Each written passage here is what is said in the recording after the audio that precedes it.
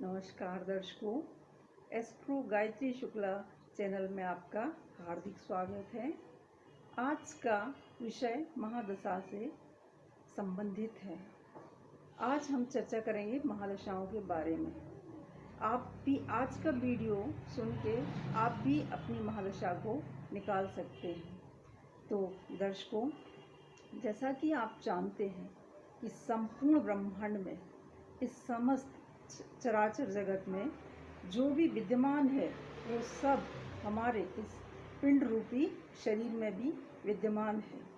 जैसा कि पूरे ब्रह्मांड की रचना में 5 तत्वों की प्रधानता है: जल, अग्नि, वायु, आकाश और पृथ्वी। इसी तरह इन्हीं 5 तत्वों की प्रधानता हमारे शरीर में भी है।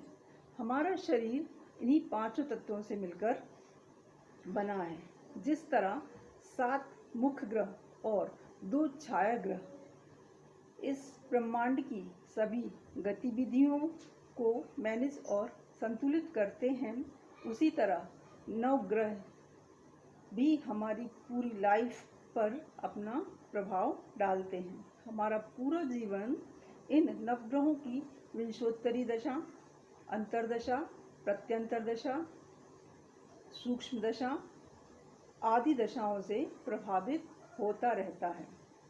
इन सब दशाओं में विंशोत्तरी दशा सबसे महत्वपूर्ण होती है। विंशोत्तरी दशा को महादशा भी कहा जाता है। विंशोत्तरी महादशा 120 वर्ष की होती है। इसका क्रम इस प्रकार है: सबसे पहले सूर्य से गणना करते हैं। सबसे पहले सूर्य की महादशा, उसके पश्चात चंद्रमा की महादशा, तत्पश्चात मंगल, उसके बाद राहु की महादशा, उसके पश्चात बृहस्पति की महादशा, उसके पश्चात शनि, शनि के बाद बुध, बुध के बाद केतु और लास्ट में शुक्र की महादशा आती है। सबसे कम अवधि की महादशा सूर्य की होती है, जो कि 6 वर्ष की होती है, और सबसे अधिक महादशा की अवधि शुक्र ग्रह की होती है। शुक्र ग्रह की महादशा 20 वर्ष की होती है। तो महादशाओं की अवधि का निर्धारण इस प्रकार होता है। सबसे पहले सूर्य की महादशा आती है। सूर्य की महादशा 6 वर्ष की होती है। सूर्य के पश्चात चंद्रमा की महादशा आती है। चंद्रमा की महादशा 10 वर्ष की होती है। चंद्रमा के पश्चात मंगल ग्रह की महादशा आती है, जो कि 7 वर्ष की होती है। मंगल के बाद राहु ग्रह की महादशा प्रारंभ होती है, जो कि 18 वर्ष की होती है।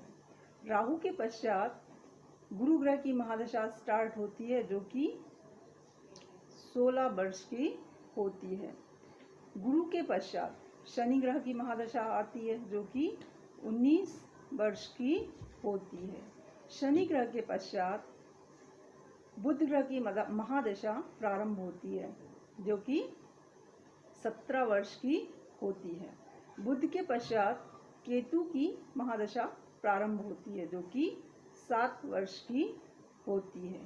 केतु के पश्चात शुक्र ग्रह की महादशा प्रारंभ होती है, जो कि 20 वर्ष की होती है। इस तरह से देखा जाए तो अवधि के आधार पर सूर्य की महादशा सबसे छोटी मतलब 6 वर्ष की होती है, और शुक्र ग्रह की महादशा सबसे लंबी 20 वर्ष की होती है। इन सभी नवग्रहों की महादशा की अवधि का टोटल योग 120 वर्ष होता है। इसलिए इस दशा को विंशोत्तरी महादशा भी कहा जाता है। आज के परिप्रेक्ष्य में 120 वर्ष तक की आयु पाना व्यक्ति के लिए असंभव है या बहुत ही रेयर है। फलस्वरूप व्यक्ति सभी ग्रहों की महादशाओं का उपभोग नहीं कर पाता। अब हम कैसे पता लगाएं कि हमारा जन्म किस ग्रह की महादशा में हुआ है? इसके लिए हमें यह देखना पड़ता है कि जन्म के समय चंद्रमा किस नक्षत्र में गोचर कर रहा है। उस नक्षत्र के स्वामी की दशा से ही महादशा का प्रारंभ माना जाता है।